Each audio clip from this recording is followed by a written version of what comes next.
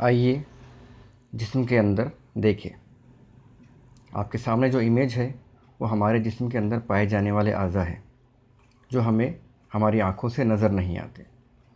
ज़ाहिर सी बात है, हमारे पास दो तरह के अज़ा होते हैं जो हमें कुदरत ने दिए हैं, एक बैरूनी अज़ा और एक अंदरूनी अज़ा। बैरूनी अज़ा हम देख सकते हैं, जैसे हाथ, पैर, आँख, नाक, कान, ज़बान वगैरह वगैरह, लेकिन जो अंदरूनी अज़ा है उसे हम देख नहीं सकते। चलिए आज हम देखते हैं हमारे जिस्म के अंदर। आपके सामने जो इमेज है उस इमेज के अंदर देखिए, सर का खाना आपको नज़र आ रहा है। ये सर का खाना है। पॉइंटर से देख लीजिए, आप पॉइंटर दिख रहा है वहाँ पे, उसके अंदर दिमाग होता है। ठीक है, नज़र आ रहा है आपको? देखिए, ये हमारा दिमाग है, ये सर के खाने में होता है।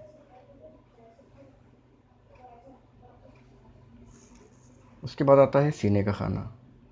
ये पूरा खाना सीने का खाना है। पॉइंटर देख लीजिए आप, ये है सीने का खाना, जहाँ से पॉइंटर मैं दिखा रहा हूँ आपको। ये है सीने का खाना। इसके अंदर दिल, फेफड़े वगैरह होते हैं। उसके बाद आता है नीचे निचले पेट का खाना। देखिए, ये है निचले पेट का खाना। इसमें मैदा, छोटी आंत, बड़ी आंत वगैरह होती है। और इसके बाद में आखिर में आता है कमर का खाना। ये है कमर का खाना। इसके अंदर मकद होता है, जिसके ज़रिए से हज़म की गई ग़िज़ा बाहर ख़ारिज की जाती है। तो आप देख रहे हैं आपके सामने एनिमेशन के अंदर, यह है हमारे जिस्म के अंदरूनी अज़ा। इसे एक बार हम पूरा रोटेट कर लेंगे। देखिए, ये रोटेट हो रहे हैं। ये पूरे अंदरूनी अज़ा है, जिसमें दिमाग है, आंतें हैं, दिल है, फेफड़े है, मैदा है, गुर्दे है, इस्तखराजी गुदूद है। ये अज़ा पूरे हमारे जिस्म के अंदर पाए जाते हैं। जिस्म के अंदर के अहम काम करने वाले अज़ा का महफूज रहना बहुत ज़रूरी है। हमारे जिस्म की बनावट ऐसी है कि हम कितनी ही हलचल करें तब भी अंदरूनी अज़ा अपनी जगह कायम रहते हैं। इसके लिए सर और धड़ के अंदर खला पाया जाता है। जो खला सर के अंदर होता है इसको सर की खला कहते हैं। धड़ के अंदर जो खला होती है इसके तीन हिस्से होते हैं। सीने के हिस्से में जो खला होता है इसे सीने का खाना कहते हैं। पेट के हिस्से में जो खला होता है इसके दो हिस्से होते हैं, ऊपरी पेट का खाना और निचले पेट का खाना। अभी मैंने आपको पॉइंटर की मदद से सब दिखाया हूँ। इन खानों में ही जिस्म के तमाम अंदरूनी अज़ा होते हैं। इनकी बनावट इस किस्म की होती है कि वो अपनी जगह से इधर उधर हट नहीं सकते। इसके बाद हम देखेंगे ग़िज़ा की नाली और उसके काम। देखिए, आपके सामने यह है ग़िज़ा की नाली। ये एनिमेशन आपको रोटेट होता हुआ नज़र आ रहा है। मैं आपको पॉइंट की मदद से पहले हमारे अज़ा दिखा देता हूँ कौन से हैं, फिर हम उसे समझ लेंगे। देखिए आप पॉइंटर, यहाँ पे हमारा मुंह होता है, यह है हमारा मुंह। ठीक है, इस मुंह को लगी हुई है ये ग़िज़ा की नाली। और ये ग़िज़ा की नाली कहाँ जा रही है? हमारे मैदे में। ये देखिए मैदा, इसे इंग्लिश में स्टमक भी कहते हैं। इसके अंदर खाना यहाँ से चबाकर इस ग़िज़ा से गुज़रते हुए मैदे में जाता है और मैदे से आंतों के ज़रिए से ख़ारिज कर दिया जाता है। ठीक है, इसे हम एक बार रोटेट होते हुए देख लेंगे। इस एनिमेशन में जिस्म के अंदरूनी अज़ा मुंह और मैदा दिखाए गए हैं। ये अज़ा ग़िज़ा के हाज़मे का काम अंजाम देते हैं। इन अज़ा में से मैदा निचले पेट के खाने में होता है। मुंह का निवाला मैदे तक पहुंचाने के लिए सीने तक के खाने में एक नली होती है जिसे ग़िज़ा की नाली कहते हैं। हम खाना खाने के लिए मुंह का इस्तेमाल करते हैं। ज़बान की वजह से हमें ग़िज़ा का जायका मालूम होता है। हम दांतों के ज़रिए ग़िज़ा चबाते हैं। इस दौरान इसमें लुआब दहन शामिल होता है जो हमारे मुंह में लगातार बनता रहता है, जिसे हम थूक वगैरह कहते हैं। इसकी वजह से मुंह में निवाले का गीला गोला बन जाता है, जिसे आसानी से निगला जा सकता है। आप कभी निवाला जब चबाएंगे, आप गौर कीजिए, चबाया हुआ निवाला ग़िज़ा की नाली में जाता है। ग़िज़ा की नाली की दीवार लचकदार होती है।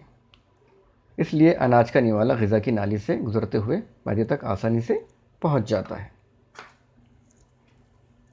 देखिए आपके सामने ये पूरा सिस्टम रोटेट हो रहा है, एनिमेशन के ज़रिए आपको दिख रहा है किस तरह से हमारा निज़ाम चलता है। चलिए उसके बाद देखते हैं दिल। दिल यानी कल्ब, जिसको इंग्लिश में हार्ट भी कहते हैं। देखिए आपके सामने दिल की साख्त नज़र आ रही है। गौर से देखिए इसे, दिल की साख्त को।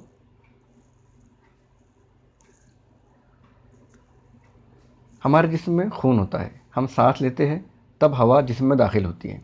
खून इसे पूरे जिस्म में पहुंचाने का फ़ेल अंजाम देता है। हम ग़िज़ा खाते हैं, इस ग़िज़ा के हज़म होने के बाद इसे भी जिस्म के हर खलिए तक पहुंचाने का काम खून ही करता है। इसलिए जिस्म में फैली हुई खून की नालियों में खून को हरकत देते रहना बहुत ज़रूरी है। हरकत देते रहने का ये काम दिल करता है। हमारे जिस्म के अंदर जो खून हरकत करता है वो काम दिल ही करता है। दिल जिस्म का एक अहम अंदरूनी उज़्व है। वो सीने के खाने में बीचों बीच लेकिन किस कदर बाएं जानिब होता है। वो हमारी मुट्ठी से किस कदर बड़ा होता है। दिल की दीवारें भी लचकदार होती हैं। देखिए आपके सामने नज़र आ रहा है दिल का सिकुड़ना और फैलना। जब दिल सिकुड़ता है तो इसकी जिसामत कम होती है, और जब दिल फैलता है तो उसकी जिसामत अपनी असल जगह पर आ जाती है, उसकी असल जिसामत आ जाती है। नज़र आ रहा है? गौर से देखिए इसे, किस तरह से दिल पंप का काम करता है। जब सिकुड़ता है तो खून को हमारे जिस्म में डालता है, और जब फैलता है तो खून हमारे जिस्म से दिल के अंदर आता है। इसलिए दिल हमारे जिस्म के अंदर बहुत ही कीमती उज़्व है, जो हमारे जिस्म के अंदर दौरान खून का निज़ाम पूरी तरह से चलाता है। चलिए इसके बाद देखते हैं हम फेफड़े। देखिए आपके सामने ये हमारे फेफड़ों का निज़ाम है, जो हम सांस लेते हैं वो निज़ाम है। ये निज़ाम सीने के पिंजरे के अंदर पाया जाता है। थोड़ा सा हम देख लेंगे इसके अंदर कौन कौन से उज़्व है हमारे पास में। देखिए आपको नज़र आ रहा है पूरी तरीके से।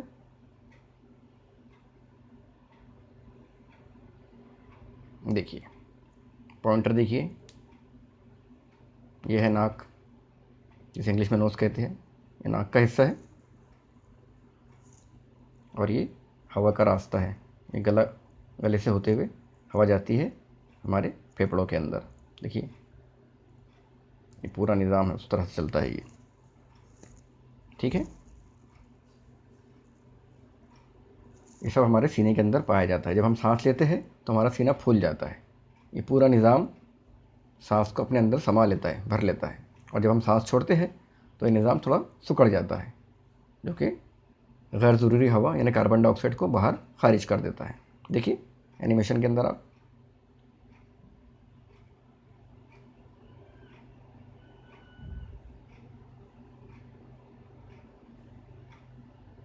इस तरह से सीना हमारा ऊपर नीचे हो रहा है। हम सांस लेते हैं तब नाक के रास्ते से हवा जिस्म में दाखिल होती है। वो जिस अंदरूनी उज़्व के ज़रिए पहुंचाई जाती है उन्हें फेफड़े कहते हैं। देखिए फेफड़े आपके सामने हैं। हमें दो फेफड़े होते हैं। देखिए दो फेफड़े हैं हमें, एक राइट एक लेफ़्ट। वो सीने के खाने में होते हैं। इनमें एक दाएं जानिब और दूसरा बाएं जानिब है। दोनों फेफड़ों के दरमियान थोड़ा सा बाएं जानिब दिल होता है, और इनके बाएं जानिब क्या होता है? दिल होता है। वहाँ बाएं फेफड़े में थोड़ा सा खिला होता है। इसे दायां फेफड़ा बाएं फेफड़े से किस कदर बड़ा होता है। देखिए एक फेफड़ा थोड़ा सा बड़ा है इसके अंदर। आप एनिमेशन में देखिए, ऑब्जर्वेशन कीजिए, आपको डेमोन्स्ट्रेशन पूरा नज़र आ रहा है। सांस के अंदर ली हुई हवा फेफड़ों तक पहुंचाने के लिए एक नली जैसा अंदरूनी उज़्व होता है। देखिए नली ऊपर है, यहाँ पे पॉइंटर देख रहे होंगे आप। देखिए नली है ये ऊपर, नाक के पास की नली है। देखिए मैं दिखा रहा हूँ आपको, ये नली देखिए। ये नली के ज़रिए हवा जाती है फेफड़ों के अंदर। इसे सांस की नाली कहते हैं। ये जो नाली है, पॉइंटर जहाँ नज़र आ रहा है, वो सांस की नाली है। सांस की नाली आगे जाकर दो शाखों में तकसीम हो जाती है। देखिए आप गौर से, ये दो शाखों के अंदर, पॉइंटर देखिए, दो शाखों के अंदर सांस की नाली तकसीम हो गई। जूम कर रहा हूँ मैं थोड़ा। ये देखिए ये सांस की नाली है, और यहाँ से ये दो शाखों के अंदर तकसीम हो गई। इन शाखों को शॉप कहते हैं। जो कहते हैं शॉब, शीन एन और बे, शॉब। सांस लेने पर फेफड़े थोड़े फैलते हैं। देखिए जब फैल रहे हैं तो सांस ले रहे हैं, इसलिए सीना भी फूलता है। दिल और फेफड़ों के काम एक दूसरे पर मुनहसर होते हैं। ये दोनों अहम अज़ा है। ये सीने के खाने में पसलियों के पिंजरे के अंदर होती है, इसलिए हमेशा महफूज रहते हैं। चलिए अब देखते हैं हेड ऑफ द डिपार्टमेंट। ये है हमारा दिमाग। ठीक है, सर के खाने में मौजूद दिमाग हमारा बेहद अहम अंदरूनी उज़्व है। हमारी तमाम हरकत और सकानात पर दिमाग का काबू रहता है। गुस्सा आना, खुश होना, गमज़दा होना जैसे तमाम जज्बात का एहसास हमें दिमाग से होता है। हिस्सी अज़ा के ज़रिए दी हुई मालूमात की वजाहत भी दिमाग में होती है। जो हमारे हिस्सी अज़ा है ना, हाथ, स्किन, नाक, आँख, कान, ज़बान और जिल्द, ये 5 हिस्से अज़ा है। इसके ज़रिए जो एहसासात होते हैं वो सब किसके ज़रिए होते हैं? दिमाग के ज़रिए होते हैं। दिमाग ज़ख्मी हो तो इंसान मुस्तकिल तौर पर अपाहिज हो सकता है या इसकी मौत भी हो सकती है। इसलिए दिमाग की मुकम्मल हिफाजत ज़रूरी है। यही वजह है कि कुदरत ने दिमाग को खोपड़ी के अंदर रखा हुआ है। हमारा जो दिमाग है वो कहाँ है? खोपड़ी के अंदर। ये देखिए आप, ये दिमाग का पूरा हिस्सा है। जूम करके दिखाता हूँ मैं आपको, ये दिमाग का पूरा हिस्सा है। और ये कहाँ होता है? ये हमारे खोपड़ी के अंदर ही दिमाग पाया जाता है। तो आज का हमारा ये सबक यहाँ पे मुकम्मल होता है। उम्मीद करते हैं तमाम बच्चों को हमारा आज का ये सबक पसंद आया होगा।